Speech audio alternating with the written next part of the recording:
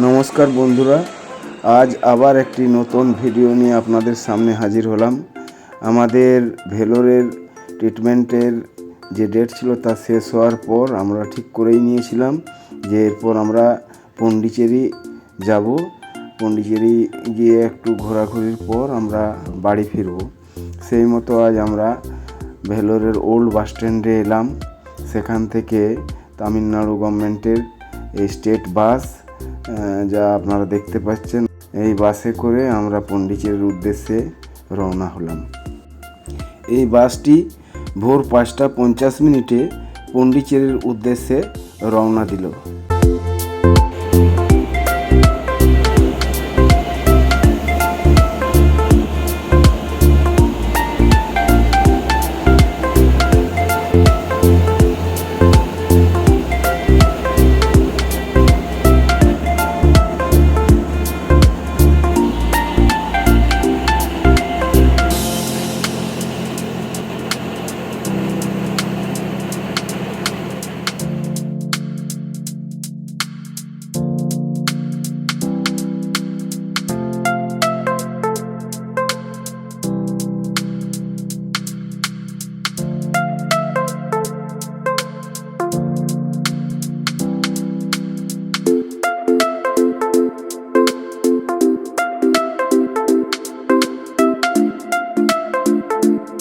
পন্ডিচেরি যাওয়ার পথে এখানে আমরা একটু চায়ের বা কফি ব্রেকের জন্য দাঁড়ালাম রোডের সাইডের ধাবাটিতে।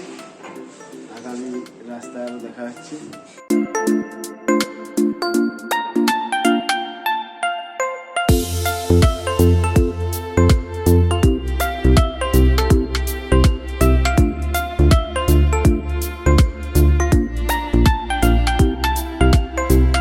পন্ডিচেরি পৌঁছানোর পর আমরা এইখানে অর্থাৎ শ্রী অরবিন্দ আশ্রমের ইন্টারন্যাশনাল গেস্ট হাউস যে আছে সেখানে আমরা উঠেছিলাম।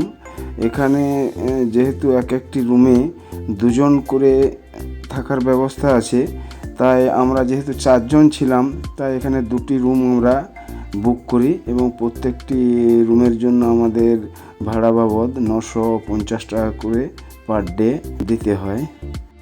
এখানে থাকার ব্যবস্থা মোটামুটি ঠিকই ছিল।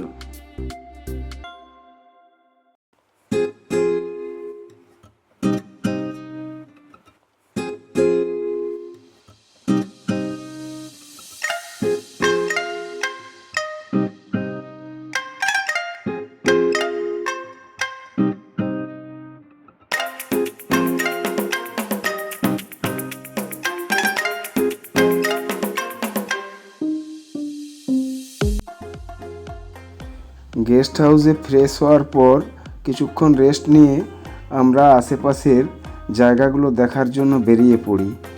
আর এই যে জায়গাটা দেখছেন, এই জায়গাটা তখনকার যে ফরাসি উপনিবেশিকরা এখানে থাকতো তাদেরই ঘরবাড়ি। এই জায়গাটিকে ফ্রেঞ্চ টাউন বলে। আর এই ফ্রেঞ্চ টাউন ঘোরা হয়ে যাওয়ার পর আমরা রক বিচে যাই।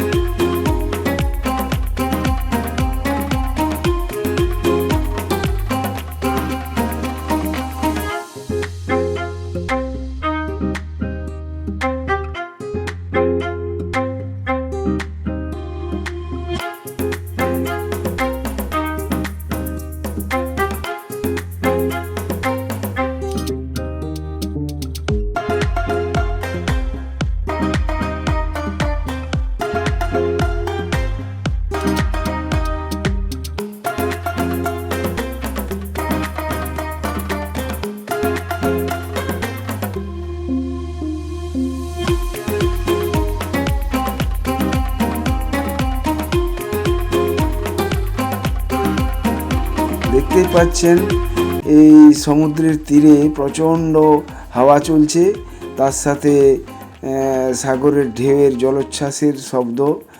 আমি অনেক কিছু এখান থেকে ভিডিও করতে করতেই বলেছিলাম, কিন্তু এই বাতাস এবং জলোচ্ছ্বাসের শব্দের জন্য কোনো কিছু ভয়েস আমার এখানে আসেনি।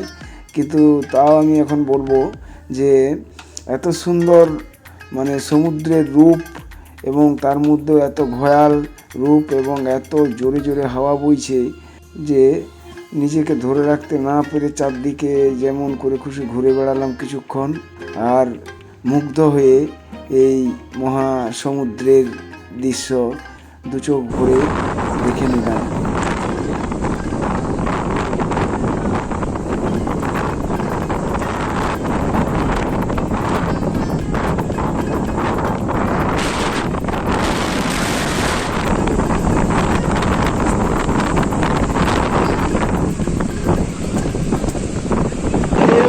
আমাদের পন্ডিচেরি বিচ, আগে হচ্ছে আমাদের বঙ্গোপসাগর,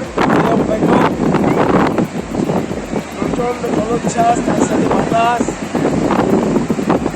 দেখতে দেখতে একদম মুগ্ধ হয়ে যাচ্ছে। বিশাল দৃশ্য মহাসাগরে। সন্ধ্যের পর আবার আমরা বেরিয়ে পড়লাম এই রাত্রের পন্ডিচেরি দেখার জন্য। পন্ডিচেরির আশেপাশে যেসব দেখার জায়গাগুলো ছিল প্রায়ই আমরা কাছাকাছির মধ্যে অনেক কিছুই দেখেছি, কিন্তু আবার আমাদের শরীরের কিছুটা অসুস্থতার কারণে আমরা আশেপাশের ভালো ভালো অনেক জায়গা আবার যেতে পারিও নি, যেমন মাতৃমন্দির, বোটানিক্যাল গার্ডেন, হয়তো আরও অনেক জায়গা ছিল যে সব জায়গাগুলো আমাদের শারীরিক অসুস্থতার কারণে যাওয়া সম্ভব হয়নি। আর একটা কথা আপনাদের সাথে শেয়ার না করলেই নয়, পন্ডিচেরি এসে অ্যাজ এ বাঙালি আমরা কিন্তু পন্ডিচেরির খাওয়া দাওয়ারটা বেশ একটা পছন্দ হয়নি, কারণ এখানের খাবারের কোয়ালিটি এবং কোয়ান্টিটি আমার মনে হচ্ছিল যেন ঠিকঠাক হচ্ছে না। ব্যাস এইটুকুই। পন্ডিচেরির ক্রাফট বাজার বলে সমুদ্রের ধারে, সমুদ্রের কিনারায় ক্রাফট বাজার বলে বিচের পাশাপাশি একটি ক্রাফট বাজার আছে, সেখানে ঘুরে আপনাদের দেখাচ্ছি এখানে কী কী পাওয়া যায়। আমিও ঠিক জানি না, আপনার দেখার পরেই আপনাদেরকেও দেখাবো। চলুন আগে যাই, দেখা যাবে।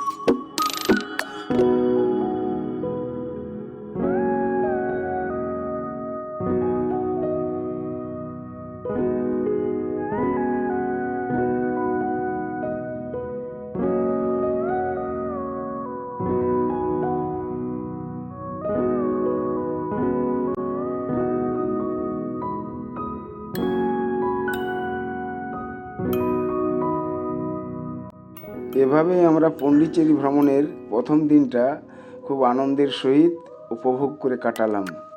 আর পরবর্তী পন্ডিচেরি ভ্রমণের যে পার্ট 2 তা খুব শীঘ্রই আসবে আমার এই চ্যানেলে।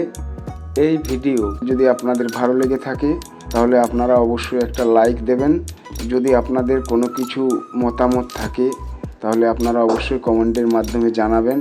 আর সাবস্ক্রাইব করে সবসময় আমার পাশে থাকার চেষ্টা করবেন, যাতে করে আমি আরও পরবর্তী নতুন নতুন ভিডিও বানানোর অনুপ্রেরণা পাই।